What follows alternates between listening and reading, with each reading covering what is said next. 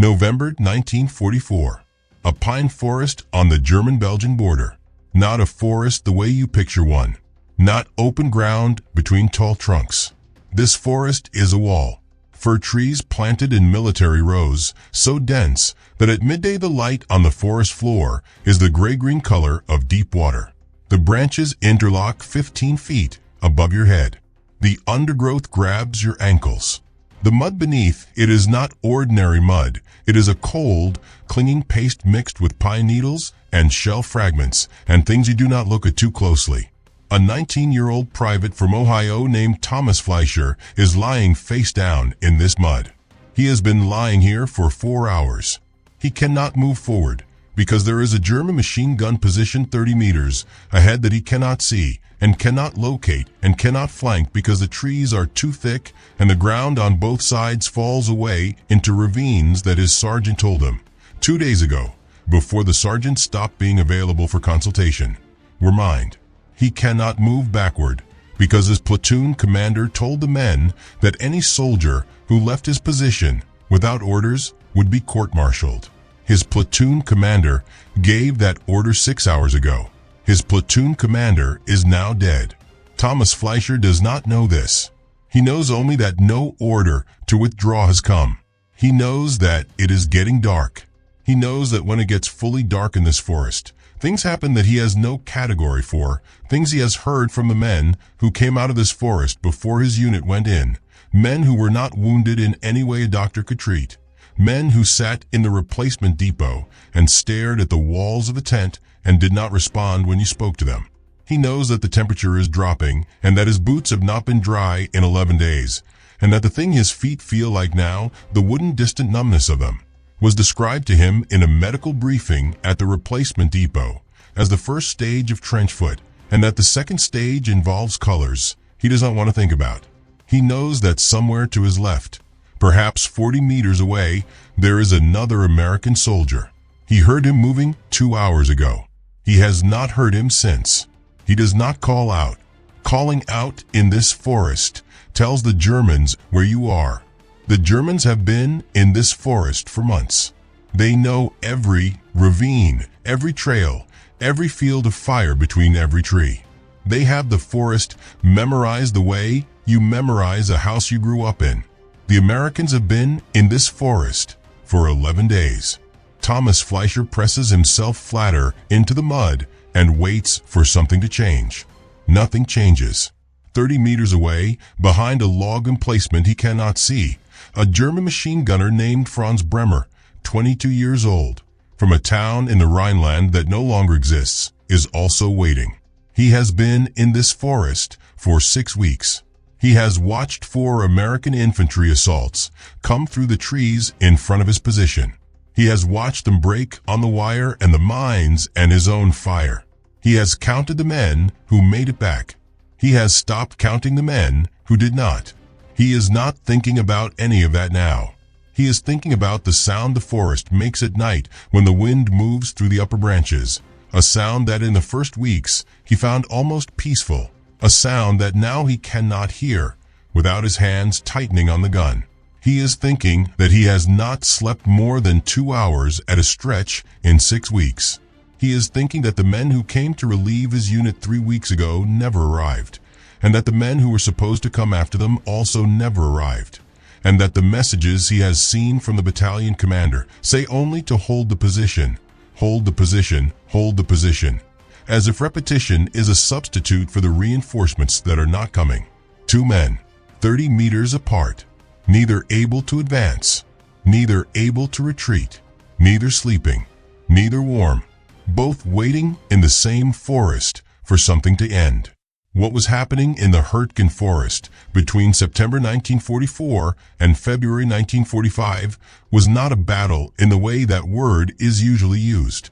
It was something else, something that the men who survived it struggled for the rest of their lives to name, something that the United States Army, in its official histories, described with a clinical detachment that the men who were there found almost offensive in its inadequacy, something that the German Army, which also suffered terribly, also quietly set aside in the post-war decades, preferring to remember other engagements, more explicable defeats. It was the longest battle the United States Army fought on the Western Front in the entire war. It lasted nearly 5 months. It consumed 19 American divisions. American casualties, killed, wounded, missing, captured, totaled somewhere between 33,000 and 55,000 men, depending on which accounting you use, in a forested area roughly 50 square miles in size. For context, the Battle of Iwo Jima, one of the most ferocious engagements of the Pacific War, lasted 36 days and produced approximately 26,000 American casualties across an island of 8 square miles. The Hürtgen Forest lasted 5 months, produced more casualties, and occupies a fraction of the space in the history books. The question is why?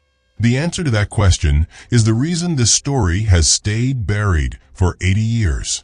And it is not a comfortable answer for anyone. To understand what happened in the Hürtgen Forest, you have to understand first what it was supposed to be. In the autumn of 1944, the Allied High Command was operating on a single overwhelming assumption. Germany was finished. The assumption was not unreasonable. Paris had been liberated in August. The Falaise Pocket had destroyed 2 German armies. Patton's Third Army was crossing France at a pace that seemed almost fictional. Allied intelligence assessments in September 1944 were suggesting that organized German resistance could collapse within weeks. In this atmosphere of accelerating victory, the Hürtgen Forest, a dense belt of pine woodland along the German-Belgian border, sitting astride the approaches to the Roer River dams, appeared on the map as a flank security problem. The logic went like this. The main Allied advance was driving east toward the Rhine. The Hürtgen Forest sat on the right flank of that advance. If German forces were allowed to use the forest as a base, they could threaten the southern flank of any push toward Aachen and the Rhine. Therefore, the forest needed to be cleared. It was presented as a secondary operation, a flank-clearing action, the kind of thing that happens on the margins of a larger campaign, while the main event proceeds elsewhere. General Courtney Hodges, commanding the American First Army, assigned the task to the 7 Corps. The first American units entered the forest in September 1944. What none of the planners at First Army Headquarters had fully absorbed, what would become apparent only when the casualty reports started coming back, was that the Hürtgen Forest was the single worst possible terrain in the entire Western European theater for American infantry tactics. Here is what American infantry tactics in 1944 were built around: firepower, mobility, and coordination between infantry and armor. The Americans had learned in Normandy and in France how to combine tanks and infantry in ways that could crack prepared defenses. They had air superiority. They had artillery that could be called down with increasing precision on identified targets. They had trucks and half-tracks and jeeps that could exploit breakthroughs faster than the Germans could respond. None of these advantages worked in the Hürtgen Forest. The trees were too dense for armor. A Sherman tank in the Hürtgen Forest could not traverse 20 meters without being channeled onto a trail that the Germans had already pre-targeted with artillery and anti-tank guns. A tank that tried to leave the trail sank into the undergrowth and became a stationary target. Air support was impossible for weeks at a time because the forest canopy concealed everything beneath it, and because the autumn and winter weather, low cloud, fog, rain that turned to sleet that turned to snow, grounded aircraft for days on end. When aircraft could fly, they could not find targets in the trees. Artillery, which the Americans used with devastating effectiveness in open country, produced its own nightmare in the forest. German defensive doctrine inside the Hürtgen called for troops to dig deep, to be underground when the shells came. American artillery shells, hitting the tree canopy instead of the ground, exploded in the air and rained steel fragments downward in patterns that reached into foxholes that would have been safe from ground-burst explosions. The forest turned American artillery against American infantry. And the Germans knew the terrain the way no American unit could learn it in the time available. The German defenders, initially the 275th Infantry Division and elements of several other formations, had been preparing the Hürtgen defenses for months. They had logged firing lanes through the undergrowth. They had placed mines. American estimates later suggested one mine for every 3 square yards in certain sectors, in patterns that funneled attacking infantry into machine gun fields of fire. They had built log emplacements that were essentially invisible until you were close enough to throw a grenade at them. When the first American regiments entered the forest in September 1944, they walked into a killing ground that had been designed specifically for them, in terrain that stripped away every advantage they possessed. The first reports from inside the forest should have triggered a fundamental reassessment of the operation. They did not.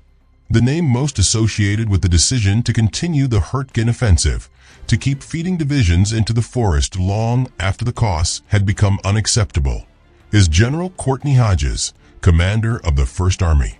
Hodges is one of the least examined senior American commanders of the Second World War. He did not have Patton's theatricality or Bradley's careful public image or Eisenhower's political skill.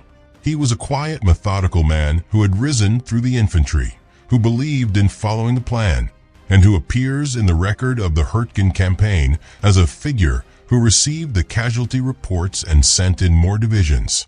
The junior officers and men who survived the Hürtgen spoke about Hodges in their memoirs and oral histories with a restraint that itself communicates something. They do not, for the most part, damn him in the explicit terms you might expect. They describe the casualty figures. They describe what the forest was like. They let the arithmetic make the argument. But Hodges alone does not explain the Hürtgen, because the Hürtgen was not one man's mistake. It was a systems failure, a failure of intelligence, of tactical judgment, of the willingness to stop a bad operation before it consumed everything fed into it. The intelligence failure was fundamental. Until very late in the campaign, American planners at First Army level did not fully understand the role of the Roer River dams, the massive concrete structures upstream of the battle area that controlled the water level in the Roer Valley. If the Germans destroyed or opened those dams, they could flood the Roer Valley and trap any American force that had crossed the river. This meant that no advance beyond the Roer was tactically safe until the dams were controlled.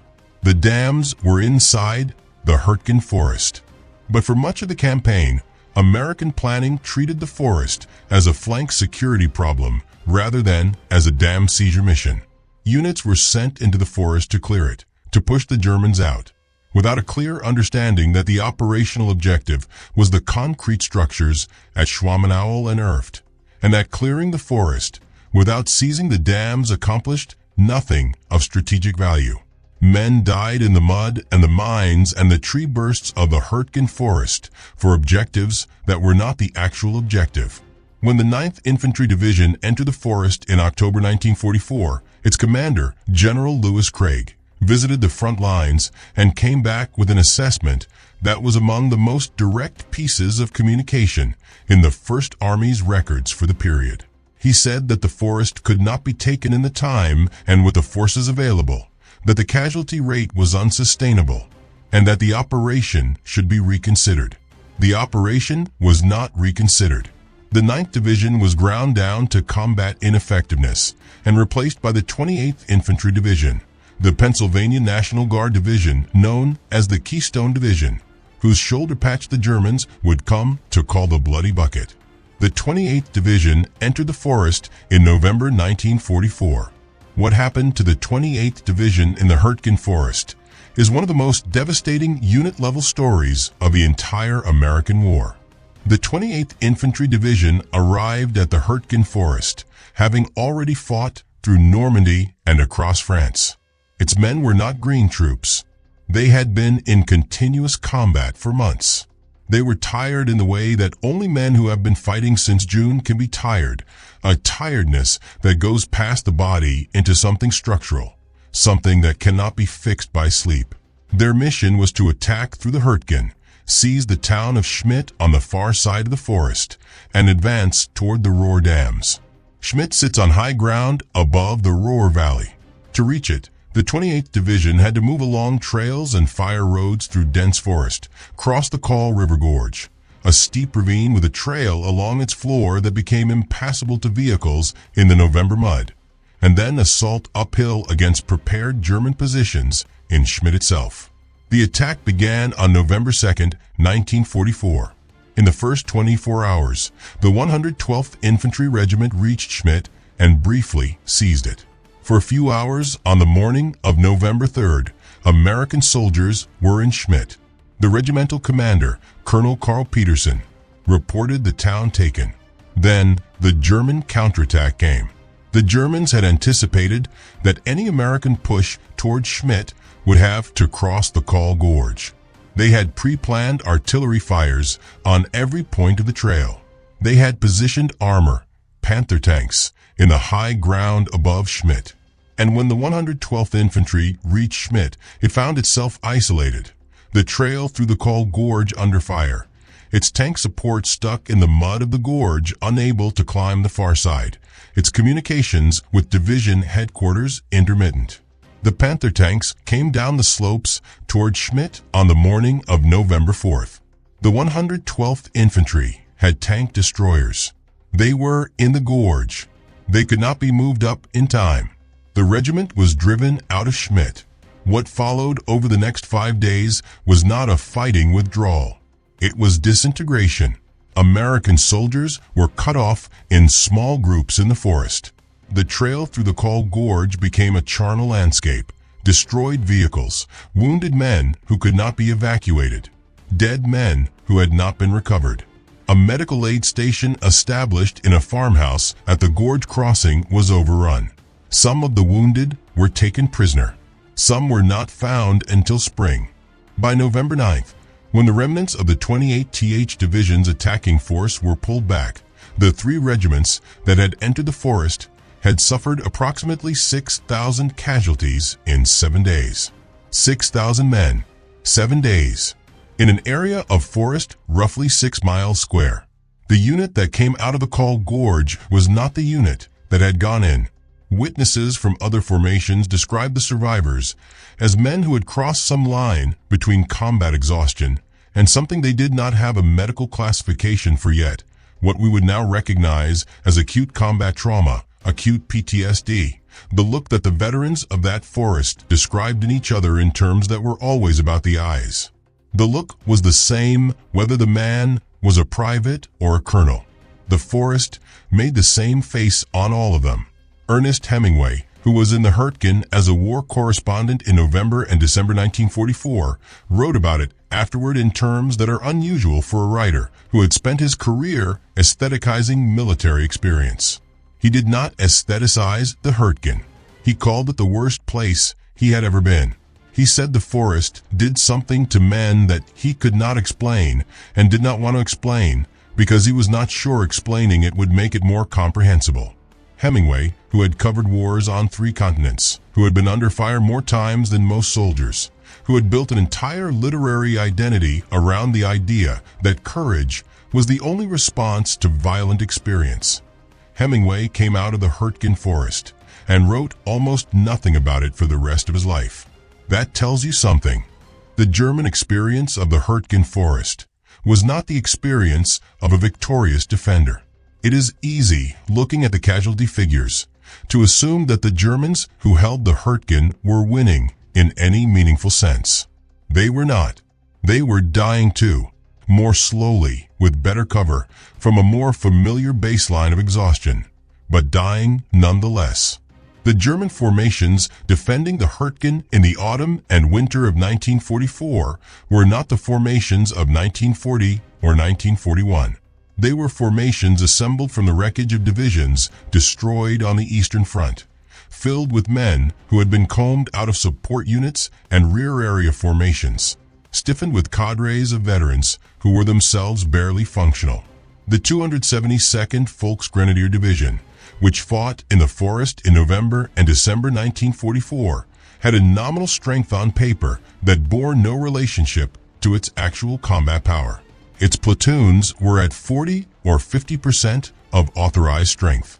Its junior officers were often men who had been given a commission after a shortened training course because there was no one else. They held.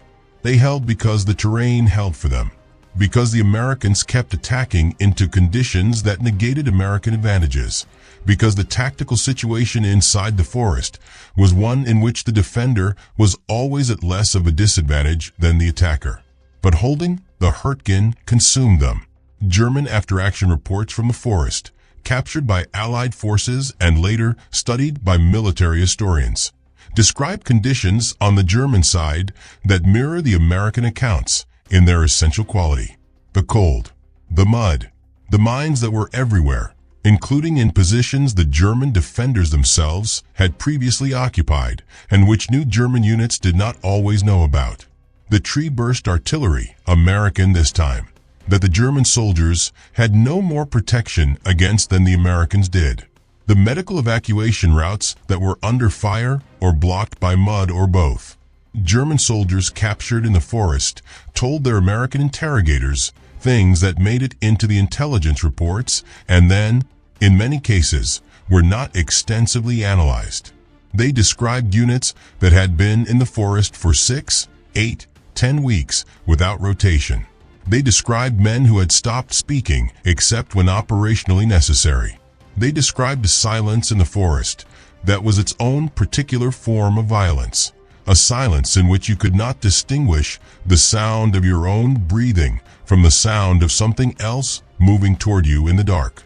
One German regimental commander, captured in December 1944 and later interviewed by the U.S. Army's historical section, said something that took the American interviewer a moment to process. He said that the Hürtgen Forest was the only place in 4 years of war where he had been unable to tell his men that what they were suffering had a purpose he could clearly explain to them. He said he had told them to hold the position because the order was to hold the position. He said he had stopped trying to tell them why. He said they had stopped asking. The silence on the German side after the war was a different kind of silence than the American silence, but it was silence about the same forest. Germany spent its post-war decades processing the enormous moral catastrophe of what the Nazi state had done, the Holocaust, the occupied territories, the political murders. Inside that larger reckoning, the question of tactical suffering in a forest in the Eifel Mountains was not a story anyone was building monuments to or writing major histories about. The Hürtgen was not a place where German soldiers had done anything heroic enough to commemorate or monstrous enough to confess. It was a place where they had simply been used up, slowly, in the mud and the cold, under artillery that came through the trees. That is a hard kind of suffering to memorialize because it does not resolve into a lesson. The United States Army's official history of a Hürtgen Forest campaign, published as part of the Green Book series in the 1960s, is one of the most careful pieces of institutional self-examination in American military historiography. It is also, by the assessment of almost every independent military historian who has written about the Hürtgen since, substantially incomplete in its accounting of why the campaign was conducted the way it was conducted. The official history acknowledges the casualties. It acknowledges the tactical difficulties. It does not dwell extensively on the question of whether the campaign should have been fought at all, or on the command decisions that kept feeding divisions into the forest after the first division came out destroyed. The reason the history is incomplete is not dishonesty. It is something more structural. The official history was written by officers and historians operating within the institutional framework of the army that fought the battle. To have written a full accounting of the Hürtgen, to have put on the record that a campaign of this cost had been conducted without a clear operational rationale for most of its duration, that senior commanders had been warned and had continued anyway, that the men who died in the Col Gorge and in the mud and under the tree bursts had been sent there for objectives that were not properly understood by the people sending them. would have been to write an indictment of the institution itself. Institutions do not indict themselves. The men who came out of the Hürtgen were not helped in this direction by their own psychology. Veterans of catastrophic or ambiguous combat experiences often do not speak extensively about them, for reasons that are not difficult to understand. You speak about experiences that resolve into a story you can tell. The Hürtgen did not resolve into a story. It resolved into a forest and mud and cold, and the face of man got after 6 weeks of it, and numbers that did not add up to anything that felt like purpose. Paul Bosch, an infantry captain who fought in the Hürtgen and wrote one of the few detailed personal memoirs of the campaign, called it simply the worst experience of his life. He said he had thought about it almost every day since the war ended. He said he did not think that would stop. Bosch's memoir, published in 1962, received respectful reviews and sold modestly. It did not change the place the Hürtgen occupied in the American memory of the war, which was a place near the back, behind the more photographable victories. The German silence had its own dynamic. Former German soldiers who wrote memoirs in the 1950s and 1960s chose their subjects carefully. The Eastern Front produced an enormous memoir literature, partly because the scale was enormous, and partly because the Eastern Front had a narrative of vast historical forces, of ideology and race, and the collision of empires, that gave individual suffering a frame of reference. The Hürtgen had no such frame. It was a forest in the German-Belgian border region. It was not a place of historical destiny. It was a place where men had been sent and had not come back, and the silence around it was the silence of something that simply hurt too much to talk about and too little to make anyone feel it was worth the pain of telling. I want to name some of them, not the generals. The men. Private First Class Melvin Biddle of the 517th Parachute Infantry Regiment fought in the Hürtgen in December 1944. He was 21 years old. On December 23rd, finding his platoon pinned down by multiple German machine gun positions in the forest, he moved alone through the trees, located 3 separate enemy positions, neutralized them, and guided his platoon through the gap he had created. He received the Medal of Honor. He came home to Indiana after the war, worked as a civil servant, and gave one interview about his Medal of Honor action in his entire life. He said in that interview that he did not understand why he had received the medal. He said there were men in the Hürtgen who had done things no one had seen because there was no one left alive to report what they had done. Staff Sergeant Walter Ehlers, who had already received the Medal of Honor for earlier action in Normandy, was in the Hürtgen in November 1944. He described it in an oral history recorded in 2005 as the worst fighting he had experienced in the war. He said the thing that stayed with him was not any specific engagement, but the forest itself, the way it held everything inside it, the way things did not come out. Private First Class James Hendricks of the 4th Infantry Division went into the Hürtgen in November 1944 with a unit that came out at 30% strength. He kept a journal.